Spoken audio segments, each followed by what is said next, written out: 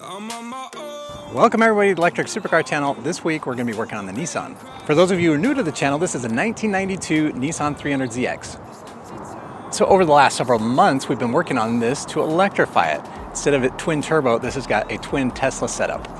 So that means dual motors, all-wheel drive, and this week we're going to be doing some 0 to 60 times. Before we do driving, we got to do some fabrication. So let's get to it. We are working on finalizing a couple things for the Nissan. So we got done doing the thumbprint scanner, and we've also started working on the heat and AC, at least the command. So the Nissan has got a couple things for AC and heat. So for AC, we actually have a button that is supposed to command the AC compressor on the ICE engine. So we're using that request to turn on our AC, high voltage AC. Our compressor, and then for our heat we have a micro switch inside the actual blend door. I'll show that to you guys. Okay, it's a little tricky to see, but see that right there? That is our blend door. So as we turn on the heat, you'll watch the blend door move and activate our switch. And then if we come back to cold, it will come off and unactivate the switch. So, and we're using that with the stock Nissan controls here. As you can see, I turn it up and that sucker closes. You turn it down,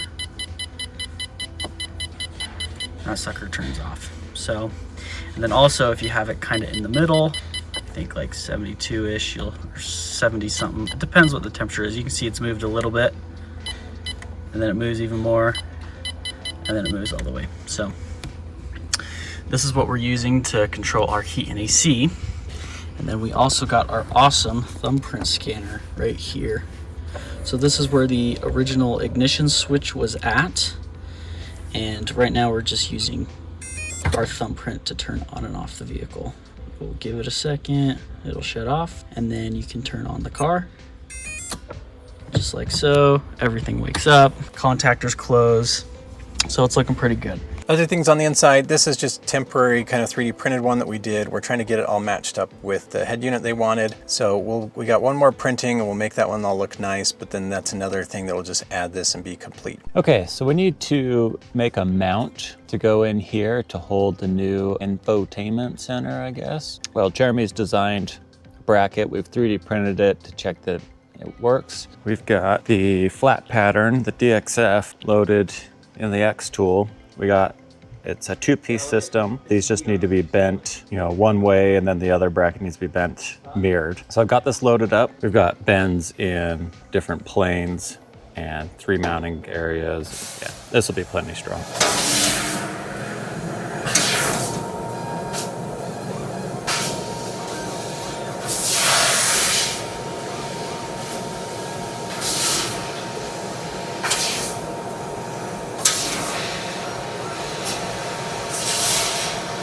See that accident avoidance? It sees that piece has come up and it'll avoid that piece. That's really cool. That's super smart. See this piece came up and it was able to avoid it. That's so clean. That is just crazy.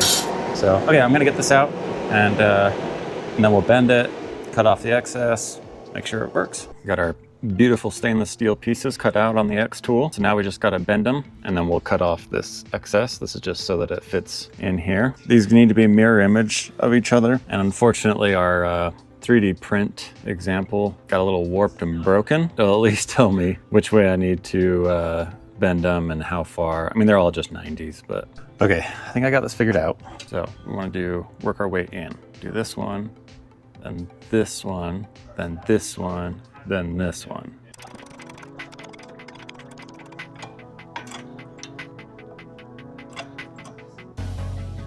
Flip it over. Do that one first.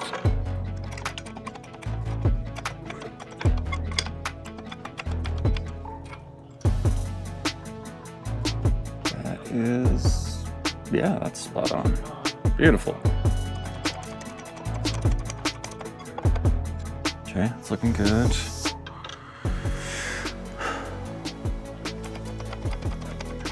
we've got our two pieces bent. They're a mirror image of each other. Now we just need to get rid of the extra material.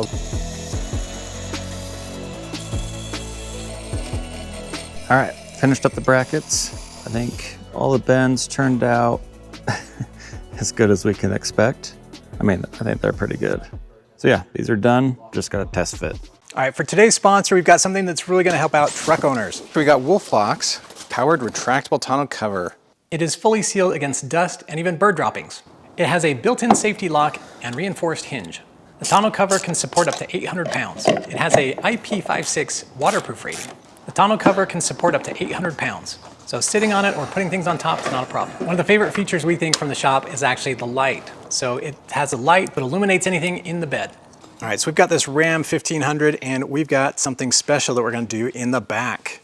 All right, so this truck bed is pretty stock. For what we need to do here, we just have to do some nutserts in those same locations. So basically this whole system is a set in or bolt in. You don't have to do any cutting or drilling. We've cleaned off the surfaces and we're gonna put on, there's a hard foam, and this is all just to make sure it's kind of weather tight.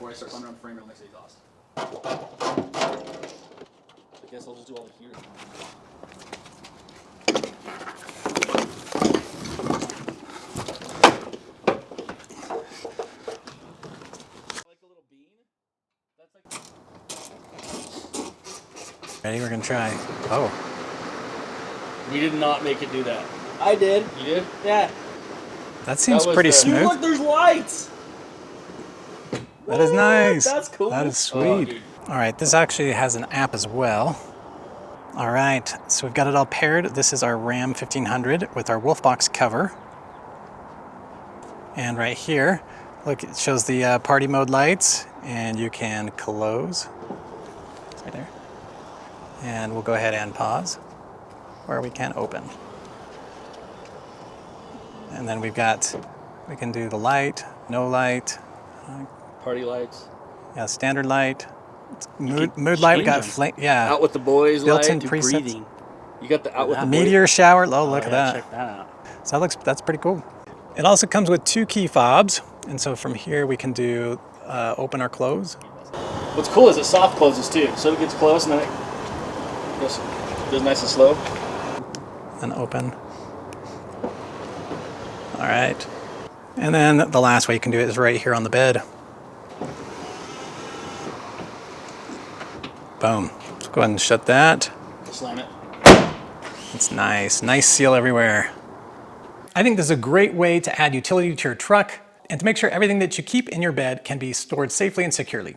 So if you're interested in a product like this, I'll leave a link in the video description below.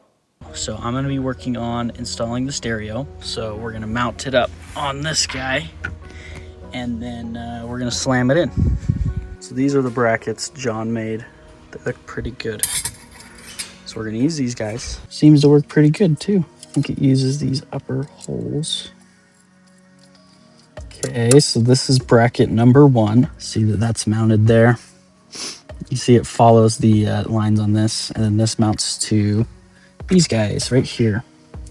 And then this guy mounts to that guy. So pretty easy installation, especially with our awesome brackets that we made. Check that out, that's what's up. Okay, so now that all the hard stuff's been done, total of 2 screws. It's just one of these weird antennas. It's got like a dual prong on it. Jeremy already wired this up a while ago. So basically, just kind of cram it all in there. Check that out, stereo. So I still have to secure some of these screws, but check it out.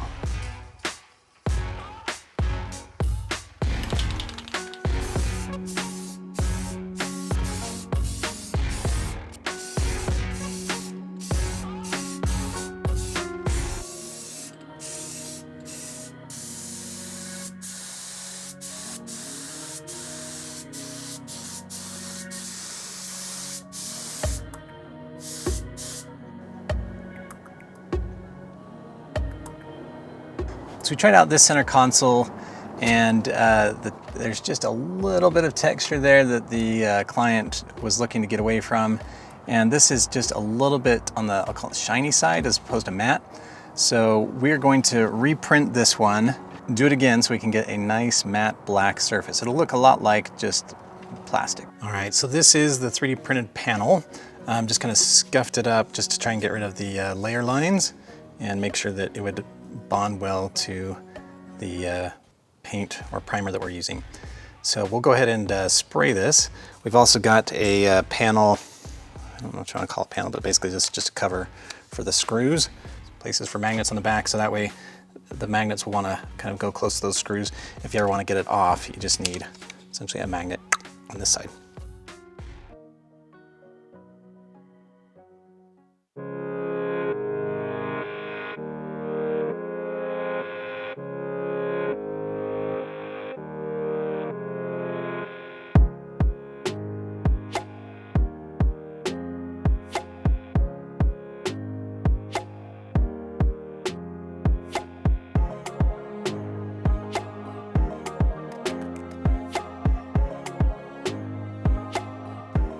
All right, so here's the finished version. Again, this is more matte. I'm actually trying to get a little reflection just so you can see the surface finish where you can't really see layer lines or anything like that from the 3D print. So I think we'll let this set up and put it in the car.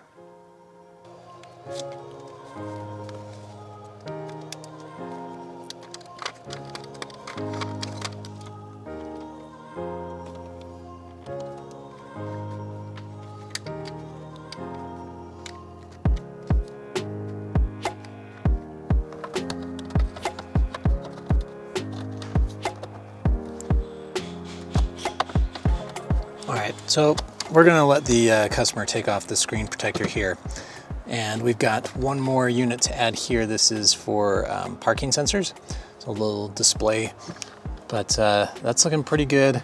We've also got to put the cap on, but we're gonna take it right back off to populate that one. All right, so we're gonna take the Nissan out. Before we had a kind of a bang, a little pop, something we thought maybe was broken. We're gonna do a little burnout. We feel like that's important. It's important for testing. Okay, 3, 2, 1, go. Okay, that sounded like something broke. But we think what's going on is that the motor's actually spinning a little bit in its bushings, which it's kind of supposed to, but we think that that's enough movement that it's probably hitting the new panel that we welded on. We could see a mark, but we're gonna try and verify that's what it is, and if so, then we'll need some modifications. Oh, there it goes.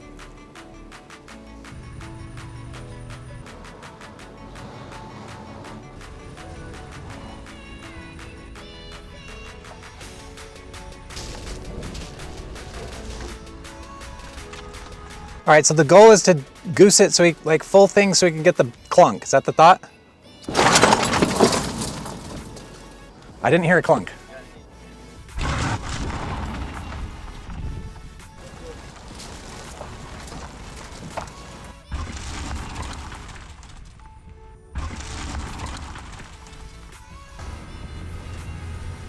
Bus says drive power max. Really? Show faults, no faults. Let's try it one more time. Okay, going again. Again, I don't hear a clunk, do you? No clunk? You fixed it, yay! I just don't know if it can grab as hard. Jeremy, do you want to try and do a launch from there where we've got less dirt? It seems like it's grabbing pretty good there though. Like you're getting a little bit of front wheel slip, but the rear doesn't seem to let go. Yeah, I mean, I can go, so circle around, start from the, yeah, okay.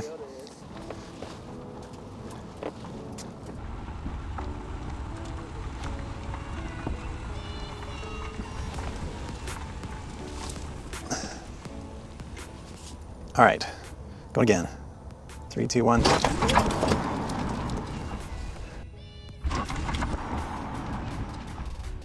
I don't know, I mean, I feel like maybe I can hear something, but it's nothing like the first time. Oh no, we fixed it.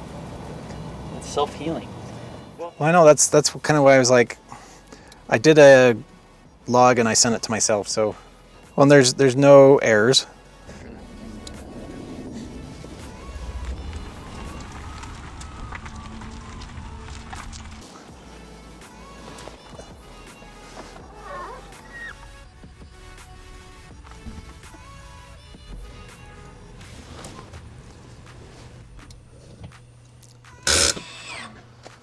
Okay, can I just tell you, this is like really nice to drive. It's like quiet, soft, like power steering was like one of the big things before, so it's nice. Yeah. Yeah, yeah, I think he'll be happy.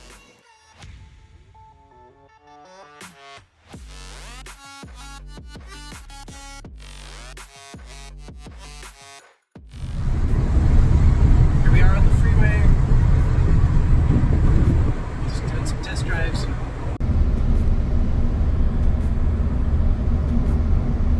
All right, some of the issues we've had, the regen kind of stopped working, so I'm guessing that has to do with our calibration value with our front wheels to our back wheels, and when that's a mismatch, I think the system kind of throws that off.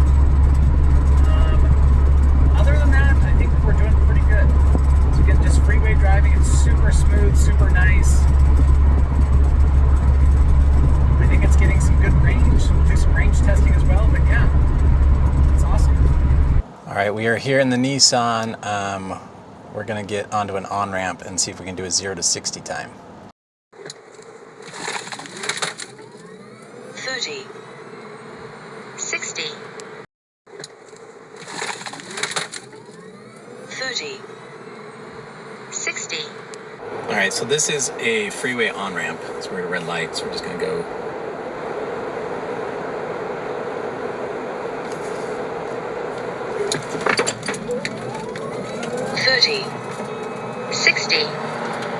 All right, just did a couple of the 0 to 60 pulls, and yeah, this thing scoots. It definitely picks up pretty quick. The all-wheel drive helps a lot. Compared to my blue car, it'll pick up like 0 to 30 way faster, but 30 to 60, not quite as fast. I'm gonna guess mid 3s or maybe low 4s for the 0 to 60. So let's check it out. All right, so my first 0 to 60 launch, I kind of eased on the throttle. That's what I have to do with my blue car, just so you don't lose traction. I think that was a 3.7 second 0 to 60 time. The second time though, I remembered, hey, this has got all-wheel drive. So it does have a version of traction control. So when the time came, just kind of hammer down and 3.3. So that's pretty quick. So those were the first two 0 to 60 pulls. I'm sure with a little practice, some heat in the tires, we could get it to 3.0 or maybe break in the 2s.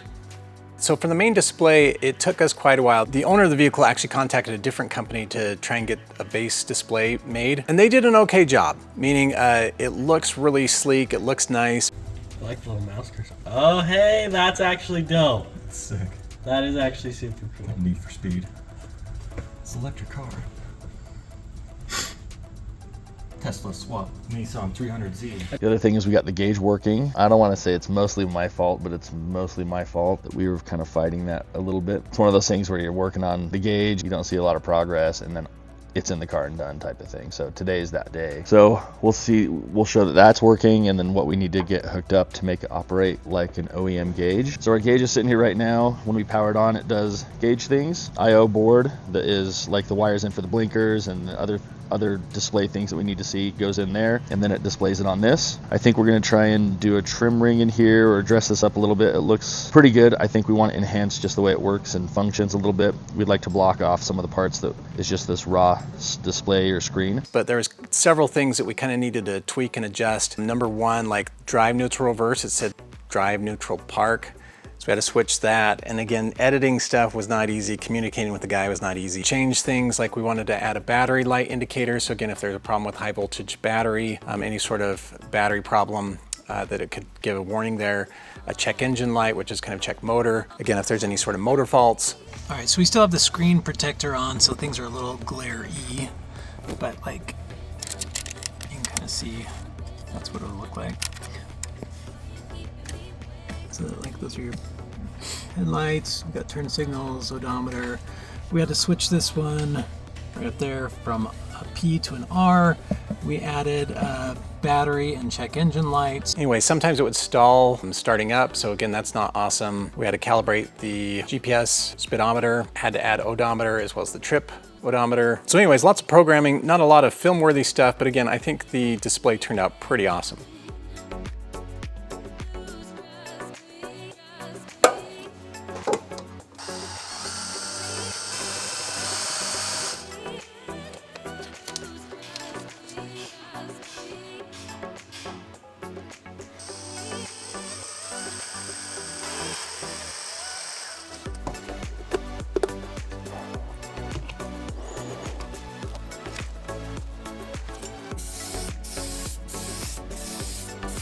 This is kind of a sandable primer. Tried to lay it on real thick, and now we're just letting it bake on top of the dumpster.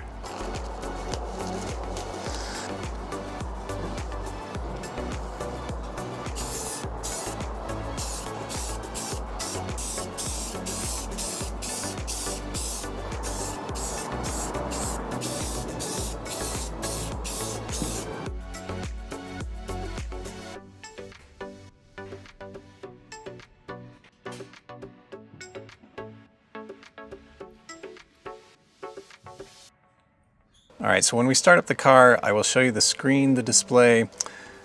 Don't pay attention to that little spot there that we need to fix, but it puts up the car, kind of an animation, which is awesome. And then there's our dash. So on the left side, we've got our 12-volt battery as well as our high voltage battery underneath. These are all our indicators. It's like blinkers. We can do like our park brake. And then over here, you've got the battery temperature as well as an odometer and a trip odometer. Then obviously in the center, you've got the miles per hour and then reverse, neutral, or drive. So we did put, this one was a little bit reflective, so we put kind of a matte film on it, and we need to kind of get that part worked out. The other thing is, man, look at the display surround that we made. Looks pretty sweet. We got a couple things we got to try and get on today. We've got the gauge we got working, and then second, the keyless entry. With the keyless entry, we have to try to see if it will operate the way we'd like it to, which is always fun. This system is supposed to have a couple things we like. It's got an RF ID tag, so you can not have to use a key. You can use a NFC tag reader, and that should pick up that RFID or whatever it is to unlock the car and even start the car. But we have a fingerprint to start the car anyway, super complex. But I think we're gonna separate them into two standalone systems and see if it operates the way we want to. And then the keyless entry, we would need to test. That's the plan. All right, we got this hooked up, and we're just got light flash hooked up right now. We're gonna test and see how it works. We have the NFC key right here, and then we have the normal key. The normal key should do proximity. I mean, you can unlock it manually, but if it's in your pocket as you walk up, it should just unlock. So we're gonna test that right now. So if I walk away and it's unlocked, we should see a light flash. There we go. So that's locked, and then as we walk back up, it unlocks. Walk away. There we go. Again, this is rough. I don't want to fully install this. I just want to test functionality in the car. Kind of like a bench test, but a Nissan 300Z bench test. So we've got this hooked up. I've got to hook up a couple of other things just to get it at least running for the time being.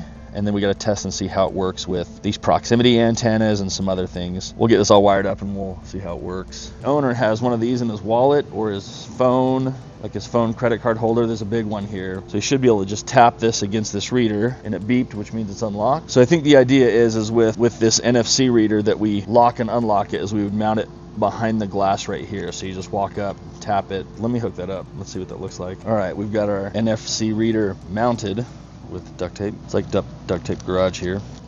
So that unlocked it, and then that locks it. So if I unlock, locked. Okay, I feel better about that. So the idea is you would lock your car, go do at work things, you come out of your car, and then you would turn your car on with your fingerprint, and now the car's on. You drive your car, do zoomy things, shut your car off, shut the door, lock it.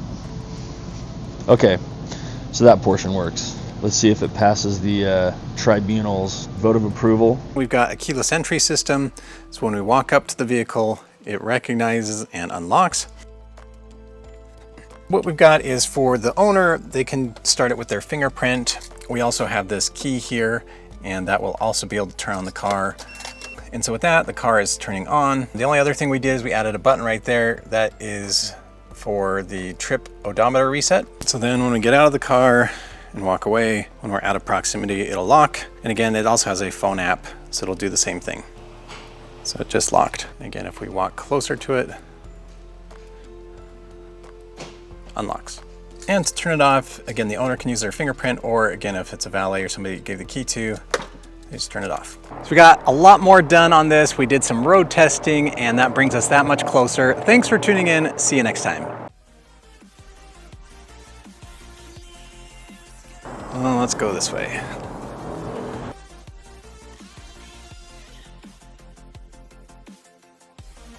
All right, so we got, what do we get done?